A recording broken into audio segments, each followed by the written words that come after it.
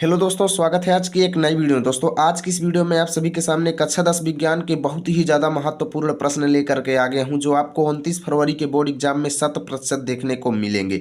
तो चलिए बिना देरी के वीडियो को शुरू करते हैं। पूरा वीडियो अंत तक देखिएगा और एक एक प्रश्न बहुत ज़्यादा इंपॉर्टेंट है। और अभी तक अगर आप साइंस में कुछ भी नहीं पढ़े हैं ना, तो यहाँ पर बताए जाने वाले अगर पूरे प्रश्नों को अगर आप अच्छे से और समय से पढ़ लेते हैं ना, तो आपका साइंस में 100 में से 100 कन्फर्म है, ये बात समझ लो। ठीक है ना, जिसमें से आपका 70 का पेपर होगा, 30 अंक का प्रैक्टिकल होगा। ठीक है ना, प्रैक्टिकल भी इन्हीं में से पूछे जाते हैं। तो चलिए बिना देरी के पूरा वीडियो शुरू करते हैं और एक एक प्रश्न आपको बताते हैं कि कैसे कैसे प्रश्न आपके बोर्ड एग्जाम में आएंगे। और ये बहुत ज़्यादा महत्वपूर्ण प्रश्न है। ठीक है ना, तो चलिए शुरू करते हैं। तो यहाँ पे पहला प्रश्न है, देख सकते हो, अपचयन तथा उपचयन अभिक्रियाओं में अंतर बताइए। दूसरा प्रश्न है, संक्षारण तथा विकृत गंधिता पर टिप्पणी लिखिए। ठीक है, देखिए ये पहले चैप्टर के ही प्रश्न है। तीसरा है, रासायनिक समीकरण किसे कहते हैं, इसे संतुलित कैसे करें और संतुलित रासायनिक समीकरण के प्रमुख महत्व बताइए। ठीक है, चौथा प्रश्न देखो, धावन सोडा बनाने की विधि तथा रासायनिक समीकरण लिखिए। ये दूसरे चैप्टर का प्रश्न है। अगला देखो, प्लास्टर ऑफ पेरिस बनाने की विधि, गुणधर्म तथा रासायनिक सूत्र लिखिए। विरंजक चूर्ण बनाने की विधि तथा उपयोग लिखिए। उदासीनीकरण अभिक्रिया किसे कहते हैं। देखो, अगर आप इन प्रश्नों को कैसे पढ़ना है ये आपको मैं बता दूं। देखिए, कोई भी प्रश्न आप सीधा जाएंगे यूट्यूब पे सर्च करेंगे। ठीक है ना, प्रश्न प्रश्न अब आपको पढ़ना है, पूरे चैप्टर पर ज़्यादा टाइम व्यतीत नहीं करना है आपको, केवल इंपॉर्टेंट प्रश्न पर ध्यान देना है। और ये सभी इंपॉर्टेंट प्रश्न है। ठीक है ना, और इनमें से कोई कोई ना कोई आपके एग्जाम में जरूर आएगा, ये बात समझ के रख लो। ठीक है ना, देखो, बेकिंग सोडा के दो प्रमुख उपयोग लिखिए। अगला है, तन्यता तथा आघातवर्धनीयता पर अंतर बताइए। ठीक है, ये एक एक प्रश्न बहुत ज़्यादा खास है। भर्जन तथा निस्तापन में प्रमुख अंतर बताइए। अगला है, उभयधर्मी ऑक्साइड क्या होते हैं। दो प्रमुख उभयधर्मी ऑक्साइडों के आपको नाम बताना है। ठीक है, पीएच मान क्या होता है। दैनिक जीवन में पीएच के प्रमुख महत्वों का आपको उल्लेख करना है।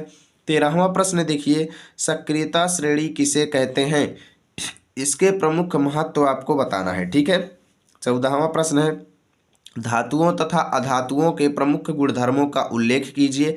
15वां प्रश्न है, सोना चांदी तथा प्लैटिनम का उपयोग अलंकार बनाने में क्यों किया जाता है। देखो, अलंकार को ही क्या कहा जाता है, आभूषण कहा जाता है, यानी जो पहने जाते हैं। ठीक है ना, आभूषण जिससे सुंदरता बढ़ती है, तो उसी को अलंकार यहाँ पे कहा गया है। ध्यान देना, ये आपको केवल भड़काने के लिए किया गया है, जिससे आपको प्रश्न समझ में ना आए। अलंकार का मतलब आभूषण है। ठीक है ना, मिश्र धातु किसे कहते हैं। कॉपर की दो प्रमुख मिश्र धातुओं के नाम, संगठन तथा उपयोग आपको लिखना है। अगला प्रश्न देखो, योगात्मक अभिक्रिया को एग्जाम्पल के साथ समझाना है। कौन सी योगात्मक अभिक्रिया है, ये जो आपके कार्बन एवं यौगिक चैप्टर में दी गई है। ठीक है ना, आप लोग पढ़े होंगे। अगला देखो, मेथेन की क्लोरीन के साथ होने वाली प्रतिस्थापन अभिक्रिया का वर्णन कीजिए। ये बहुत ज़्यादा खास प्रश्न है दोस्तों। इनमें से प्रत्येक प्रश्न अपने आप पर एक बहुत ज़्यादा खास है। अगर कोई भी प्रश्न छोड़ते हैं तो एग्जाम में नहीं कहा जा सकता कि वही प्रश्न अगर आपका आ गया तो आपको पछताना पड़ सकता है। इसलिए एक एक प्रश्न को देखिए और तैयार कीजिए। एल्कोहल के दो प्रमुख उपयोग तथा अभिक्रियाओं का वर्णन कीजिए। एस्टरीकरण अभिक्रिया को उदाहरण सहित आपको समझाना है। अगला प्रश्न, एथेनोइक अम्ल की रासायनिक अभिक्रियाओं तथा प्रमुख गुणधर्मों को लिखना है। संतृप्त तथा असंतृप्त हाइड्रोकार्बन को उदाहरण देकर दोनों में अंतर बताना है। ठीक है, साबुन की सफाई प्रक्रिया का सचित्र वर्णन करना है। बहुत ज़्यादा खास है, इसी में मिसेल पूछ लेता है, मिसेल क्या है। ठीक है, उसका आप लोग वर्णन करो। साबुनीकरण अभिक्रिया आपका वर्णन करने के लिए कहा गया है। ठीक है ना, इन साबुनीकरण अभिक्रिया का वर्णन कीजिए। अगला है, धमनी तथा सिरा में अंतर बताइए। बहुत ज़्यादा इंपॉर्टेंट है, यानी धमनी का क्या काम है, सिरा का क्या काम है, दोनों में प्रमुख अंतर आपको एक्सप्लेन करना है। अगला प्रश्न है दोस्तों, नेफ्रॉन की संरचना तथा कार्यविधि का सचित्र वर्णन कीजिए। ठीक है, 27वां प्रश्न देखिए, मानव हृदय की संरचना का सचित्र वर्णन कीजिए। अगला प्रश्न है, दोहरा परिसंचरण पर टिप्पणी लिखिए। ये सब आपके जैव प्रक्रम चैप्टर के खास खास टॉपिक हैं। ठीक है ना, ये खास टॉपिक पढ़िएगा, चैप्टर की टेंशन मत लो, आप एग्जाम में अच्छा करके आओगे, मैं ये आपको गारंटी देता हूँ। अगला देखो, उत्सर्जन से क्या तात्पर्य है।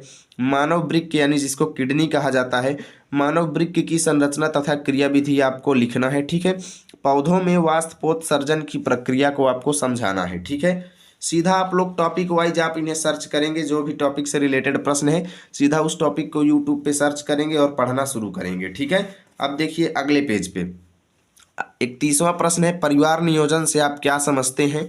परिवार नियोजन की विधियों का आपको वर्णन करना है। ठीक है, देखिए स्वपरागण तथा परपरागण में आपको अंतर बताना है। ये सभी बायो के हैं। अलैंगिक जनन व लैंगिक जनन में प्रमुख अंतर आपको बताना है। डीएनए तथा आरएनए में अंतर आपको बताना है। 35वां देखिए मेंडल के प्रमुख नियमों का उल्लेख आपको करना है। ठीक है, 36वां देखिए डार्विन के सिद्धांत का वर्णन कीजिए। ठीक है, 37वां स्नेल के नियम को लिखिए। यहाँ से देखिए आपका फिजिक्स स्टार्ट होता है। ये यहाँ से फिजिक्स आपका स्टार्ट होता है। फिजिक्स के एक एक टॉपिक आपके लिए बहुत ज़्यादा खास है, क्योंकि आपके पेपर में फिजिक्स बहुत ज़्यादा इंपॉर्टेंट भूमिका निभाता है। देखो प्रकाश के परावर्तन संबंधी नियम को लिखना है। निरपेक्ष अपवर्तनांक को परिभाषित कीजिए। ठीक है ना, निरपेक्ष अपवर्तनांक को परिभाषित कीजिए। नेत्र की समंजन क्षमता से क्या अभिप्राय है। 42वां देखिए निकट तथा दूरदृष्टि दोष में अंतर बताइए। इनके निवारण कैसे किया जाता है, यानी इनका निवारण कैसे किया जाता है। ठीक है ना, यानी कि निकट तथा दूरदृष्टि दोष का निवारण कैसे होता है।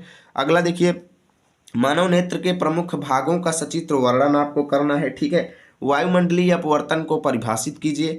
कारण बताइए कि तारे क्यों टिमटिमाते हैं। ठीक है ना, यानी वायुमंडलीय अपवर्तन को पहले परिभाषित करो, उसकी परिभाषा लिखो, फिर उससे एक्सप्लेन करो कि तारे क्यों टिमटिमाते हैं आखिर। ठीक है ना, और यहीं से प्रश्न एक बन जाता है कि ग्रह क्यों नहीं टिमटिमाते। तो ये आप लोग वायुमंडलीय अपवर्तन पढ़ते समय समझ लीजिएगा। ठीक है, अगला देखो वर्ण विक्षेपण से क्या तात्पर्य है, बताइए कि इंद्रधनुष कैसे बनता है।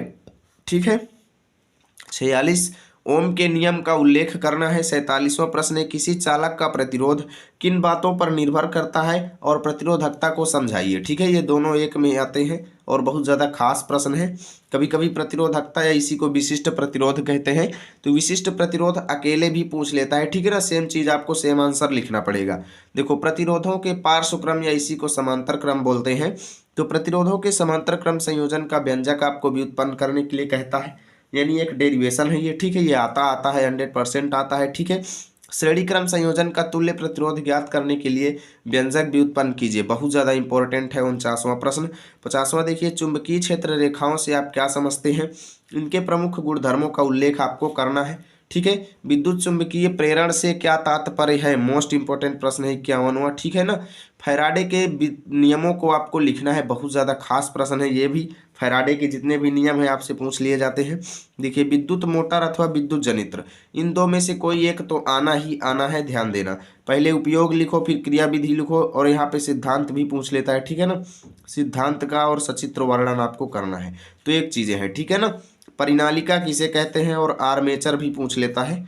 आर्मेचर क्या है इसे आप लोग एक्सप्लेन करो। ठीक है ना, तो यहाँ पे देखिए 54 प्रश्न टोटल मैंने आपको बताए हैं। कितने, 54 प्रश्न। और अगर मैं आपको गारंटी देता हूँ अगर आप इतने प्रश्न तैयार कर लेते हो ना, तो साइंस में आप अच्छा खासा परफॉर्म करके आओगे, मैं ये गारंटी के साथ कहता हूँ।